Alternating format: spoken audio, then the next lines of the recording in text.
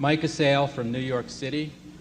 Could you explain a little more about what you've called the mind of the consumer and the nature of the product, and explain how you actually apply these concepts to find the companies with the growing demand and the best investment potential? And thank you for being two of the greatest professors I've ever had. Thanks.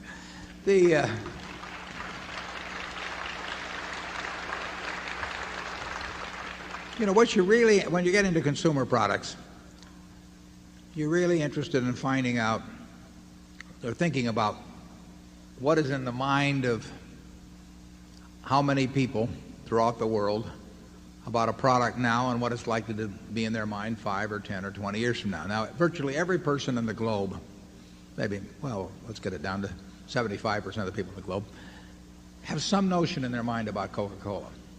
They have, the word Coca-Cola means something to them. RC Cola doesn't mean anything to virtually anyone in the world. But, does what the guy owns RC, but, and the bottler, but everybody has something in their mind about Coca-Cola. And overwhelmingly, it's favorable. It's associated with pleasant experiences. Now, part of that is by design. I mean, it is where you are happy. It is at Disneyland, at Disney World, and it's at ballparks, and it's every place that you're likely to have a smile on your face, including the Berkshire Hathaway meeting, I might add. And that position in the mind is pretty firmly established. And it's established in close to 200 countries around the world with people. A year from now, it will be established in more minds, and it will have a slightly different overall position. And 10 years from now, the position can move just a little bit more. It's share of mind. It's not share of market. It's share of mind that counts. Disney, same way. Disney means something to billions of people. And if you're a parent with a couple of young children and you got 50 videos in front of you that you can buy, you're not going to sit down and preview an hour and a half of each video before deciding what one to stick in front of your kids. You have got something in your mind about Disney, and you don't have it about the ABC video company, or you don't even have it about you don't have it about 20th Century, or you don't have it about Paramount. So that name, to billions of people, including lots of people outside this country, it has a meaning. And that meaning overwhelmingly is favorable. It's reinforced by the other activities of the company. And just think of what somebody would pay if they could actually buy that share of mind, of billions of people around the world. You can't do it. You can't do it by $1 billion advertising budget or a $3 billion advertising budget or hiring 20,000 super salesmen. So you've got that. Now, the question is, what does that stand for 5 or 10 or 20 years from now? There'll be more people. There'll be more people that have heard of Disney. And that there will always be parents that are interested in having something for their kids to do. And that kids will love the same sort of things. And, that whoops. He emphasizes the key points when we get to those. But that is what you're trying to think about with the consumption product. That's what Charlie and I were thinking about when we bought See's Candy. I mean, here we were in 1972. We think we know a fair amount about candy. I know more than when I sat down this morning. I mean, I had about 20 pieces already. But,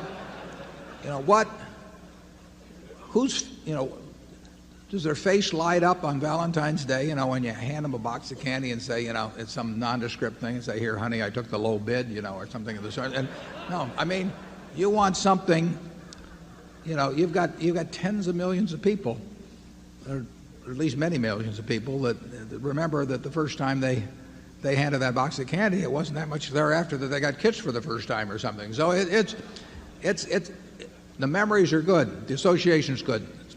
Total process isn't just the candy. It's the person who takes care of you at Christmas time when they've been on their feet for 8 hours and people have been yelling at them because they've been in line with 50 people in line and that person still smiles at them. The delivery process, it's the shop in which they get all kinds of things. The treat we give them, it's all part of the marketing personality. But that position in the mind is what counts with a consumer product. And that means you have a good product, very good product. It means you may need tons of infrastructure because you got to have that. I had a case of cherry coke awaiting me at the top of the Great Wall when I got there in China. Now that you've got to have something there so that the product is there when people want it. And That happened in World War II.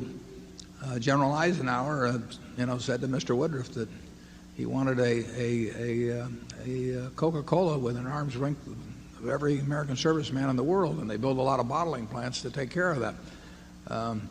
That sort of positioning can be incredible. It seems to work especially well for American products. I mean, people want certain types of American products worldwide. Our music, our movies, our soft drinks, our fast food. You can't imagine, at least I can't, a French firm or a German firm or a Japanese firm having that selling 47 or 48% of the world's soft drinks. I mean, it just doesn't happen that way. It's part of something you could broadly call an American culture, and the world hungers for it. And Kodak, for example, probably does not have quite the same. George Fisher's doing a great job with the company. This goes back before that. But Kodak probably does not have the same place in people's mind worldwide quite as it had 20 years ago. I mean, people didn't think of Fuji in those days, we'll say, as being in quite the same place. And then Fuji took the Olympics, as I remember, in Los Angeles, and they pushed their way to more of a parity with the Kodak. And you don't want to ever let them do that. And that's why you can see a Coca-Cola or a Disney or companies like that doing things that you think, well, this doesn't make a hell of a lot of sense. If they didn't spend this $10 million, wouldn't they still sell as much Coca-Cola? But, I quoted from that 1896 report of Coca-Cola and the promotion they were doing back then to spread the word. You never know which dollar's doing it, but you do know that everybody in the world that's virtually has heard of your product. Overwhelmingly, they've got a favorable impression on them, and the next generation is going to get it. So that's what you're doing with consumer products. With See's Candy, we are no better. We want to no better than the last person who's been served their candy with the last product they've been served. But as long as we do the job on that, people can't catch us. We can charge a little more for it because people are not interested in taking the low bid, and they're not interested in saving a penny a bottle on colas.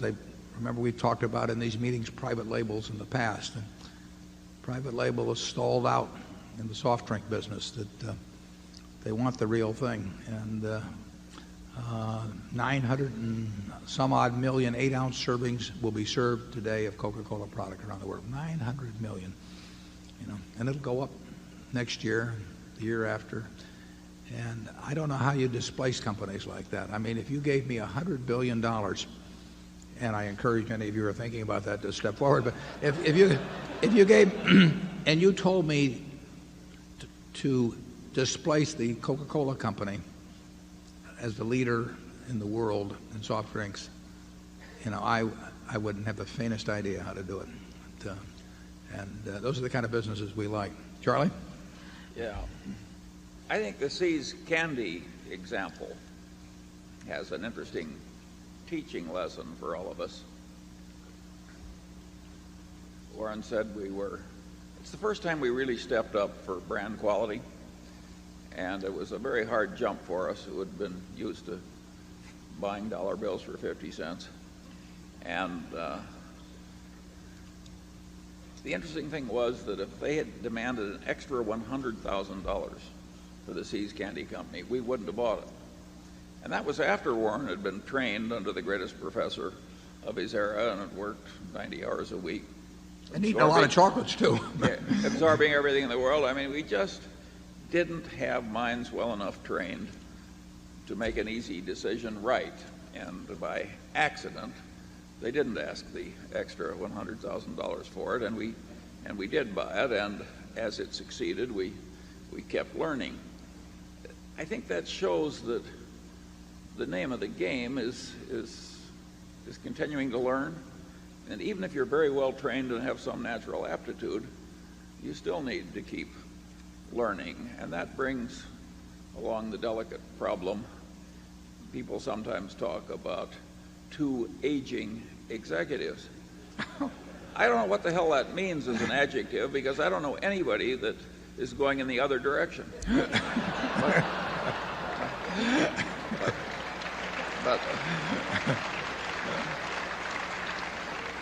But you people who hold shares are betting for a while at least until younger successors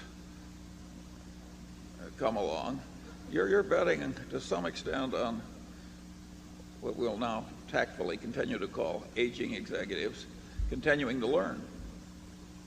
If we hadn't have bought Seas with some subsequent developments after that, because that made us aware of other things, we wouldn't have bought Coca-Cola in 1988. I mean, you can give Seas a significant part of the credit for the, I guess, $11 billion plus profit we've got in Coca-Cola at the present time.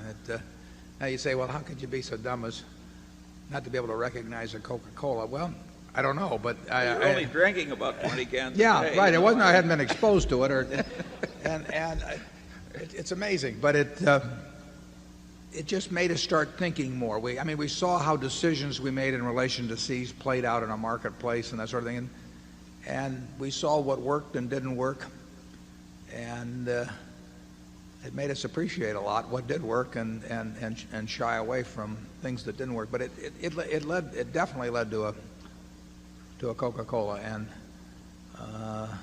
we've had the good luck to buy some businesses themselves in their entirety that taught us a lot. We bought, and this worked in the other direction. I mean, we were in the windmill business one time. I was. Charlie stayed out of the windmill business, but I was in the windmill business and pumps and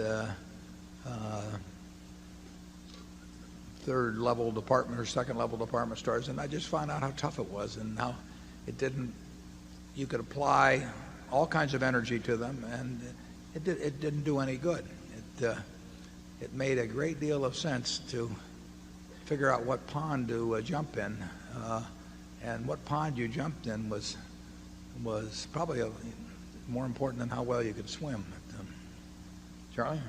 I don't think it's necessary that people be as ignorant as we were, as long as we were.